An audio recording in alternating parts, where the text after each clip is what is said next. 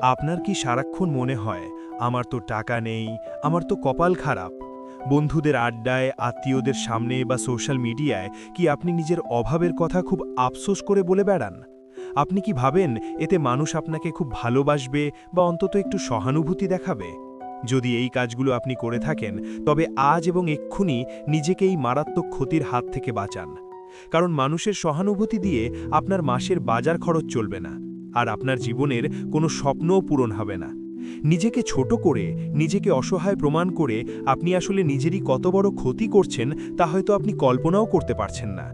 নিজেকে গরিব দেখানো বা অভাবী হিসেবে উপস্থাপন করা আমাদের সমাজের অনেকেরই একটা বদভ্যাসে পরিণত হয়েছে।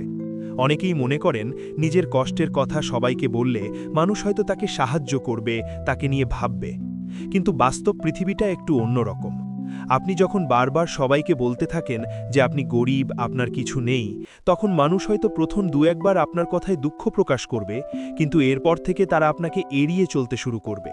কারণ কেউই এমন মানুষের আশেপাশে থাকতে চায় না যার মধ্যে সবসময় হতাশা আর নেতিবাচকতা কাজ করে। মানুষ সফল, আত্মবিশ্বাসী এবং ইতিবাচক মানুষদের সাথে মিশতে ভালোবাসে। নিজেকে গরিব দেখানোর সবচেয়ে বড় ক্ষতিকর দিকটা হলো আপনি নিজের অবচেতন মনকে একটা ভুল বার্তা দিচ্ছেন। আপনি যখন বারবার বলেন যে আপনি গরিব, তখন আপনার মস্তিষ্কও সেটা বিশ্বাস করতে শুরু করে। আর মস্তিষ্ক যখন বিশ্বাস করে নেয় যে আপনার দ্বারা কিছু হবে না, তখন সে নতুন কোনো রাস্তা খোঁজার চেষ্টাও বন্ধ করে দেয়। আপনি একটা অদৃশ্য গণ্ডির ভেতরে নিজেকে আটকে ফেলেন। আপনি হয়তো খেয়াল করেছেন ইউটিউবে বা ইন্টারনেটে প্রতিদিন লাখ লাখ মানুষ সার্চ করেন গরিব থেকে ধনী হওয়ার উপায়, আর এই নামের বহু ভিডিও ভাইরালও হয়। কিন্তু সত্যি বলতে কি, আপনি হাজারটা ভিডিও দেখলেও কোনো লাভ হবে না যতক্ষণ না আপনি নিজের মানসিকতার পরিবর্তন করছেন। আসল উপায়টা কোনো জাদুকরি টিপসের মধ্যে নেই। আসল উপায়টা লুকিয়ে আছে আপনি নিজেকে কিভাবে দেখেন তার উপর।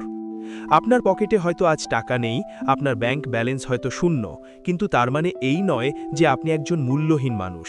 টাকা না থাকাটা একটা সাময়িক অবস্থা, কিন্তু নিজেকে গরিব ভেবে গুটিয়ে থাকাটা একটা স্থায়ী মানসিক ব্যাধি। আপনি যখন ছেঁড়া বা নোংরা পোশাক পরে মাথা নিচু করে মানুষের সামনে যান, তখন মানুষ আপনাকে সম্মান করে না, তারা আপনাকে করুণা করে। আর মনে রাখবেন, করুণা এবং সম্মানের মধ্যে আকাশ পাতাল তফাত আছে। মানুষ তাকেই সম্মান করে যে অভাবের মধ্যেও নিজের মেরুদণ্ড সোজা রেখে মাথা উঁচু করে হাঁটে।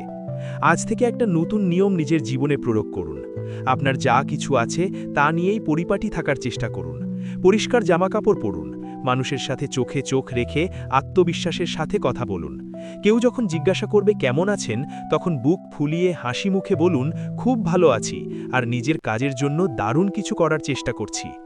আপনার এই একটা ইতিবাচক কথা আপনার চারপাশের পরিবেশটাকে বদলে দেবে। মানুষ তখন আপনার অভাব দেখবে না, তারা দেখবে আপনার আত্মবিশ্বাস। তারা আপনাকে ভরসা করতে শুরু করবে। সুযোগগুলো তখনই আপনার কাছে আসতে শুরু করবে যখন মানুষ বুঝবে যে আপনি দায়িত্ব নিতে প্রস্তুত। পৃথিবীর কোনো সফল মানুষই শুরুতে সবকিছু নিয়ে জন্মায়নি।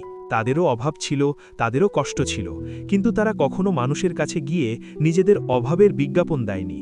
তারা নীরবে নিজেদের দক্ষতা বাড়িয়েছে, কাজ করে গেছে এবং একদিন নিজেদের ভাগ্যকে নিজেরাই বদলে দিয়েছে।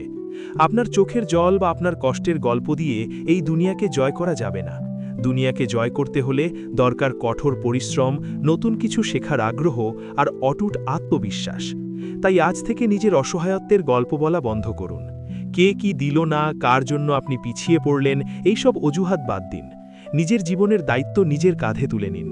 আপনার পরিস্থিতি যেমনই হোক না কেন, বিশ্বাস করুন যে এই পরিস্থিতি পরিবর্তন করার ক্ষমতা একমাত্র আপনার নিজেরই আছে।